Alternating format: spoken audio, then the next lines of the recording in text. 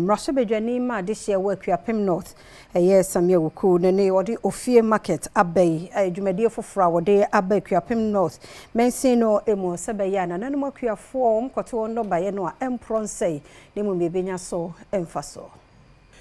Saa dwumade ya Sammi Awuku ede bayi nananom ahemfo ene mpanyinfo dodo no agya sehene a wo Akuapem nana osim kwati a manokrom hene ene nana adoso hene ede won ho ahye mu bia wonom ehwe ne mu kwan se memenenda ye twato obosumi bia mu no obobodwa data e wa monokrom the backgrounds na wadi saa adwuma no Ofie Market botaye ene se obehwe ama anyonkofa ada akuafo wonom a otomfudie ene adwadifo entem se de beya akuafo etwa wonom mfudie a obetumi ato ne ntem na aboa nso ama akuafo ene adwadifo nyina no wonom adwuma akonkan ne disika ba wonom botom na saa diswani ni na rural kasa if almost $1.9 billion and they lose it harvest losses.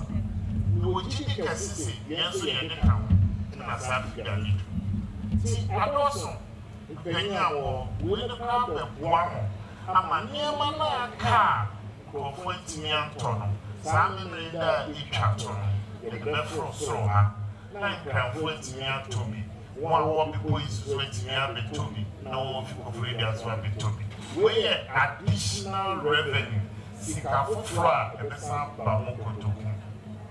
Ibrahim S. Alidu, Senior Agricultural Director, Akuapem North. No so dia tuja se, wonu de ohun sese adwumade beboa amasika aba wonu mensine ne mu.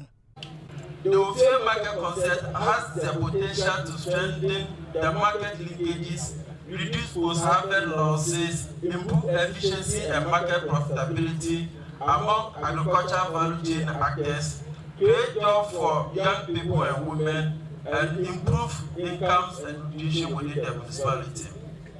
There is a bigger market platform listing Eastern Commodity Satellite Market done yearly around August September purposely to aggressively promote agribusiness and create business opportunity among agricultural value actors and stakeholders in the region and beyond.